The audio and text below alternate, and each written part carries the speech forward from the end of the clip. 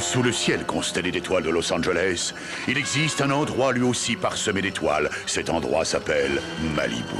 Ici, sous la menace constante du grand tremblement de terre, les riches célébrités se sont bâties des résidences de rêve. Les incendies, les secousses sismiques. Et voilà que Malibu va voir disparaître ces gentils mugwugs. N'est-ce pas une tragédie? C'est abominable. Merci, Golden. Golden Own, mesdames et messieurs. C'est Goldie. Est-ce qu'il reste de ces délicieux toasts au fromage de chèvre? Je suis Tiens, sûre. tiens, est-ce que ce jeune homme à l'air négligé ne serait pas notre grand réalisateur, Trey Stone? Vous passez une bonne soirée, Trey. Oh non, mais si c'est pour une bonne cause. Je connais une bien meilleure cause. Je vois pas trop ce qu'elle veut dire, mais qu'importe. Pour un simple don de seulement 600 000 malheureux petits dollars, vous deviendrez possesseur de cet adorable ornement de jardin. Jamais rien vu pareil.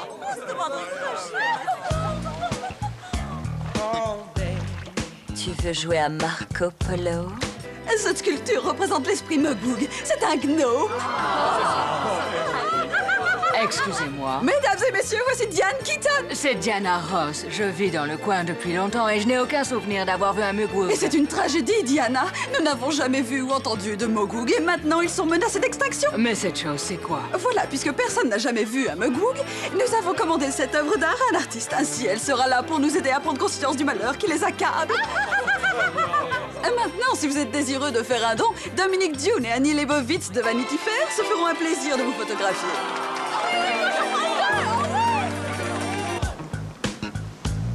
Polo. Marco. Polo. Slamé. Oh, bébé. Hollywood est à nous. Touchez pas mes cheveux, merci. Rien que la langue, oui.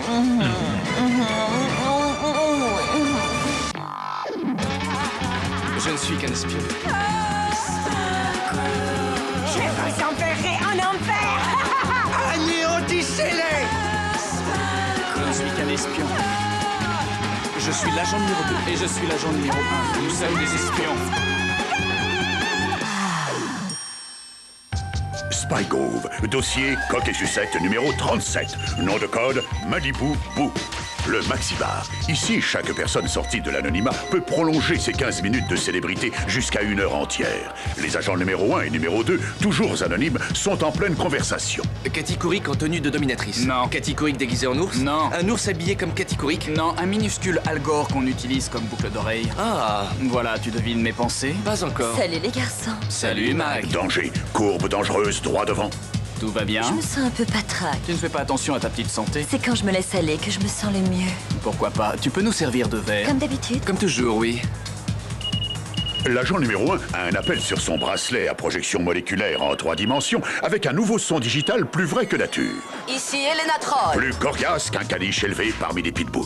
Quoi de neuf, boss? Je vous envoie en mission à l'aveuglette. Mission en aveugle? Oui, en mission en aveugle. Vous prenez l'avion pour Los Angeles sur un vol commercial. Pour un vol commercial. C'est ça, en achetant vos billets comme des gens ordinaires. Des gens ordinaires? C'est du sérieux. C'est du top secret. Une voiture vous conduira à un endroit inconnu où vous parlerez à un contact anonyme. Fin d'histoire. Un contact anonyme? Je déteste les missions en aveugle. On simulera jusqu'à ce qu'on sache quoi faire. Comme tout le monde à Los Angeles. Soyez prudents, les gars. Dans une ville bâtie sur des mensonges, la vérité peut s'avérer dévastatrice. Maintenant, j'aurais aimé savoir lire les pensées. On a une meilleure arme que la télépathie. On a mon flair, c'est infaillible. Oh mon Dieu. Aussitôt arrivés à Los Angeles, les agents sont conduits à Malibu par un chauffeur anonyme dans la villa de Windy la Tête. Une maison magnifique dans un cadre exotique. Pourquoi on trouve ce genre de truc dans chaque maison à Malibu? Ça doit être vendu avec, j'imagine. On s'en doutait. C'était sûr. La seule chose qui nécessite un tel niveau de sécurité, c'est l'industrie du cinéma. Les agents, enfin, vous êtes là. Vite, venez avec moi. Bon sang. Je sais. Ça, c'est un contact comme je les aime.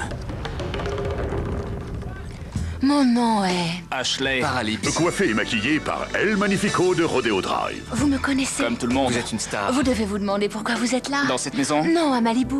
Trey Stone. Le nouveau petit génie de la mise en scène d'Hollywood. Vous le connaissez? Comme tout le monde. Il a été kidnappé. Il travaillait sur mon nouveau film, Le Feu aux Fesses. Le feu aux fesses? Oui, le personnage que je joue est biologiste. Elle va sauver les fonds marins d'une armée de titans.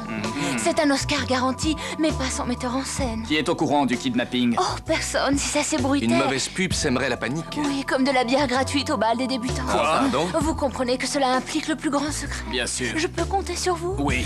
Parfait. Je ferais mieux de retourner là-bas. On pourrait commencer à jaser. Vite, cette porte conduit à la réception. Utilisez-la. Je crois qu'on a notre contact. C'est ton flair qui te le dit. Messieurs les agents, enfin vous voilà. Wendy la tête, approchez. Heureux de vous connaître. Vous devez vous demander ce que vous faites ici. À Malibu? Non, dans cette chambre. Il y a quelque chose de pourri à Los Angeles. J'espère bien que vous nettoierez les lieux. Trestone A été enlevé. Non, il a simulé son kidnapping. Pourquoi ferait-il ça? Il sait très bien que son film Le Feu aux fesses va être un bide retentissant au box-office. Et si la nouvelle de son kidnapping Une s'ébruite... mauvaise pub engendrerait la panique. Comme de la bière au bal des débutants. Oui, tout à fait. Celui qui a fait ça espère que ça expliquera pourquoi Trey a abandonné. Son feu aux fesses. Vous devez comprendre, à Hollywood, un flop potentiel peut avoir de graves répercussions. Demandez à Ashley par Ellipse. Vous insinuez qu'elle est dans le coup? Je dis juste que celui qui a monté cet enlèvement ne sera pas responsable de la destruction de toute une industrie, ce qui adviendra quand ce film très coûteux fera un bide total. Pourquoi devrait-on croire à cette histoire? Ici, c'est si dur de croire en quelque chose. Oh, vite, cette porte donne dans un placard. Utilisez-la. Génial. Une mission en aveugle et deux contacts aux histoires diamétralement opposées. Ashley est notre vrai contact, c'est Wendy qui nous ment. Tu en es sûr? Là, c'est dur d'être sûr de quelque chose. Joue pas à Hollywood avec moi. C'est mon flair qui a reconnu Ashley. Et ton flair, il ne serait pas attiré par ses lèvres pulpeuses, par son regard et ses cheveux rouges? Elle savait qui nous étions. Toutes les deux savaient qui nous étions. Messieurs les agents, mon Dieu, ça y est, vous voilà. Je suis Dandelion Splendorface. Bonjour. J'ai un ami qui a grand besoin de votre aide. Trestone? Non, Nick Nolte. Nick Nolte? Vous le connaissez? Bien sûr que oui. Il a joué dans un ou deux films, une histoire de psychiatre avec cette nouvelle actrice Barbara Midler ou Bette Strays. Oui, enfin, peu importe comment. En tout cas, il a un bel avenir devant lui. Alors, pour quelle agence de casting vous bossez, les gars? Une agence de casting? Oh, on est cachotier. Vous devez travailler pour William Morris. Oui. Pourquoi pas, oui. Oh, excellent. Et maintenant, pourriez-vous m'aider à rejoindre la fête? Oui, je me suis égarée ici. Je ne trouve plus la sortie. En tout cas, c'est sûr, ce n'est pas elle, notre contact. Et c'est clair, je me doute qu'on n'a pas été envoyé pour lancer la carrière de Nick Nolte. Alors, ton flair te dirait-il quelque chose? On continue l'enquête avec mon flair? Oui, faute d'avoir autre chose. Bon, d'accord. Ashley, notre vrai contact, Wendy nous mène en bateau. C'est du flair pur, rien d'autre. Et mon flair a toujours raison. Attends, j'avais tort. C'est Ashley qui nous a menti, Wendy dit vrai. Bon, d'accord, ton flair a le droit de changer après tout. Moi, je dois aller vérifier quelque chose. Vous voulez jouer à Marco Polo? Marco. Spygrove, dossier Coq et Sucette, numéro 37, deuxième partie. En mission aveugle à Malibu, l'agent numéro 2 rejoue une version aquatique de Seul dans la nuit. Marco. Avec l'éblouissante, quoique dangereuse, Wendy la tête. Polo. Mais il faut absolument les sauver. Chut, chut, chut, chut. S'il vous plaît, vous devez faire beaucoup moins de bruit. Il faut écouter, écouter attentivement. Chut. Chut. Wendy. Vous entendez? Vous entendez les mugwugs? À l'aide de sa bouteille de soda micro-directionnelle, l'agent numéro 1 écoute les conversations des stars et des has-beens de Malibu. Je n'ai jamais entendu un seul Mugwug. De ces petites choses inoffensives, c'est triste. Comment sais-tu qu'ils sont petits? Hilary, s'ils n'étaient pas tous si petits, quelqu'un aurait déjà pu les voir. Chad, qu'est-ce qui ne va pas chez toi? Oh mon Dieu, mon Dieu. Je n'entends rien, rien du tout. Mesdames et messieurs, l'ex-futur Richard Burton. Je m'appelle Jeremy Irons et je n'entends rien, rien du tout. Oui, c'est parce qu'ils sont trop peu nombreux pour qu'on puisse les entendre. Mais si on entendait leur petite voix, ils nous interpelleraient comme ceci. C'est nous, les Mugwugs.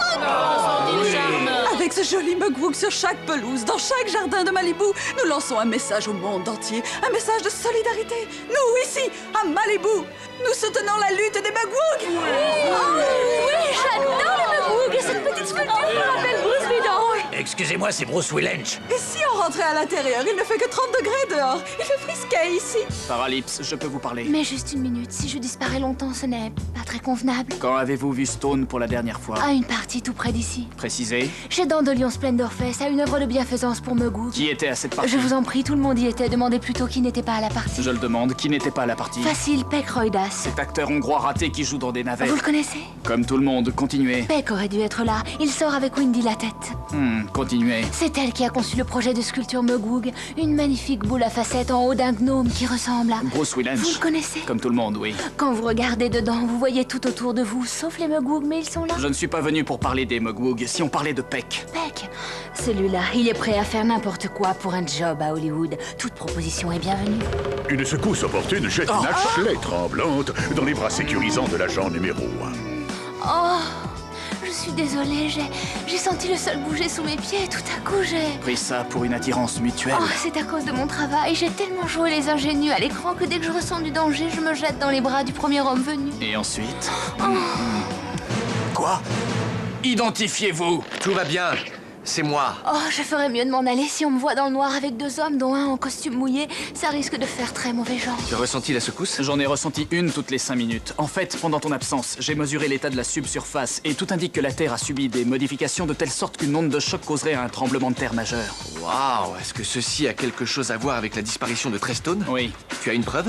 Non, j'ai juste... C'est ton flair. Oui, je l'admets. Quoi de neuf avec Wendy? Difficile à dire. Explique-toi. Je n'ai plus de ses nouvelles. J'ai bien peur qu'elle ait sombré au fond de l'océan. Noyée? Disparue. Là, je viens juste de finir les opérations de recherche RAS. Juste une disparition? Qu'est-ce que... Comme des statues romaines ramenées à la vie, Peck Roidas et Windy la Tête éclipsent la lune de leur blondeur, juchés sur le dos d'un étalon arabe importé. Tiens, on dirait monsieur et madame Bodybuilding. Ils sont ensemble? Oui, d'après Ashley. Oh, comme ça, j'aurai quelque chose à vendre aux journaux? C'est Peck Roidas. Oh, c'est vrai, sans intérêt. Sans intérêt. Tiens, voilà l'agent numéro 3 et l'agent numéro 4. C'est l'agent numéro 1. Et je suis l'agent numéro 2. Encore? Elle est excellente. Vous vous moquez de moi? Oh non, jamais de la vie. On ne s'est même pas présenté, je m'appelle Wendy la Tête. On vient juste de... Je ressemble beaucoup à ma mère, Connie Lola Andrea la Tête.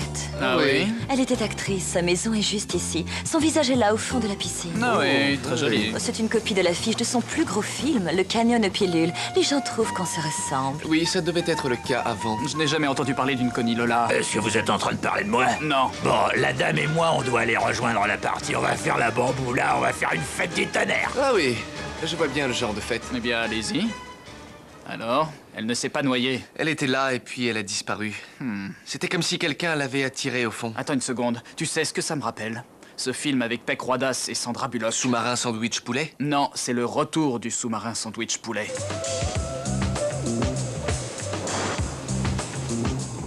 Le long des côtes de Malibu, les agents espionnent. Un sous-marin en camouflage. Ah, le même dont Peck se servait dans son film.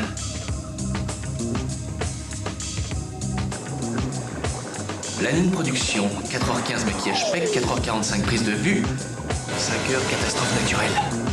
Hanks, Jackson, Carson. Il filme les pelouses les mieux entretenues de différentes superstars de Malibu. On va voir ça de plus près. L'agent numéro 2 se sert de son masque de plongée muni d'un zoom disponible dans nos boutiques d'espionnage aquatique. Liste des adresses top secret. Feu, tremblement de terre, glissement de terrain. Tu vois quoi? Une recette pour les catastrophes. Et voici le manuel de cuisine. Mais où est le cuisinier? Mais de quoi est-ce que tu parles? Aucun signe de Trestone. Bon sang!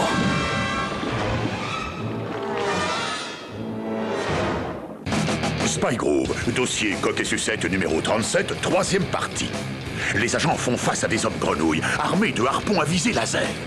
Ils ont un bel équipement. Pas mal. Mais il leur manque cet accessoire. L'agent numéro 1 déploie un écran de fumée spécial, modèle breveté, un produit écologiquement correct à base d'encre de pieuvre prélevée avec leur consentement.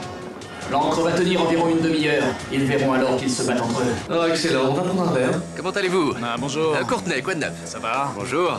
Jusque-là, on n'a toujours rien. Rien? Ah si, on sait que Peck Roidas a installé tout ce qu'il faut pour déclencher une catastrophe. Peut-être, mais on ignore de quelle façon il déclenchera des séismes ou des incendies. On sait que des caméras filment sans arrêt les propriétés des stars. Oui, mais on ignore pourquoi. On sait que Peck a kidnappé Trestone. Non, on n'en sait rien. Ashley a dit qu'il a été enlevé. C'est forcément Peck qui l'a kidnappé pour réaliser son projet de film sur Malibu. Et Wendy a dit que Trey a simulé le kidnapping pour se dégager d'un mauvais film. La question est donc, qu'est-ce qui nous ment? On n'en sait pas plus qu'à notre arrivée, en fait. En tout cas, j'ai encore mon flair. En ce qui me concerne, la fiabilité de ton flair laisse grandement à désirer. Tu nous suggère de faire quoi alors, monsieur? Je sais rien sur rien. Je suggère que tu...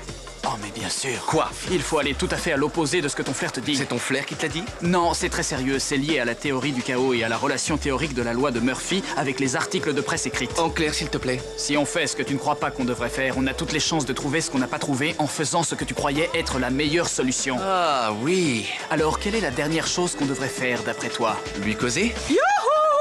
Espérons que ça fonctionne. Bon, dans de Lyon, on a quelque chose à vous apprendre. Nous sommes des espions. Oh! J'ai fait un film d'espion une fois. Mission Ménage. J'étais à l'affiche avec Lee Major et Connie Lola André à la tête. La tête? Comme dans Windy la tête? Oui, Connie et sa mère. C'était sa maison. Après le succès de la Mission Ménage, Connie et moi avions acheté nos maisons l'une à côté de l'autre, essayer de comprendre. En ce temps-là, Malibu était bien différente de celle d'aujourd'hui. C'était la meilleure des époques. C'était la pire des époques. Nous étions les meilleurs amis vivant dans la capitale de la mode, avec une musique originale de Burt Baccarat et des vêtements de chez Yves Saint Laurent. Et soudainement, tout a mal tourné quand Connie fut frappée par la foudre lors d'un terrible orage. Ah! Elle survécut, mais elle n'était plus la même, fragilisée émotionnellement et professionnellement. Les producteurs étaient effrayés par son nouveau look. Nous nous vîmes de moins en moins, et un jour, Connie disparut d'un seul coup. Les choses se passent comme ça dans cette ville. Je n'ai pas revu Connie depuis. Elle a abandonné cette maison et s'en est allée. Windy m'a dit qu'elle a travaillé comme missionnaire. D'après elle, elle s'était entichée d'une jolie tribu de pygmées dans le sud de la France. Ou bien de carmélites, je ne suis plus très sûre. Ou alors elle est devenue script girl pour Woody Allen ou... Et si on parlait de Wendy? Oh, elle a surgi de nulle part, apportant à nouveau à cette maison soleil et joie de vivre. Elle est si gentille et c'est une artiste de talent. C'est elle qui a conçu l'esprit Mugwug, vous savez, cette sculpture. On connaît. Grâce à mes relations, on a pu mettre esprit du Mugwug dans le jardin de toutes les villas des gens importants qui vivent à Malibu. Ronnie Carson, Bobby Hanks, Jenny Jackson. Non, Johnny Carson, Tom Hanks et Janet Jackson. Ah oui, de toute façon, quel que soit leur nom, ils vont tous admirer ces deux merveilleuses boules à facettes. Oh mon Dieu. Avec deux miroirs à facettes. Oui, bingo. Les caméras sont dans les boules des Mugwug. Oh, je vous en prie. Et si je vous demandais de tourner avec moi dans une suite de Mission Ménage? Il n'y aura pas de suite à tourner ni au ciné ni ailleurs. C'est la vérité vraie, baby.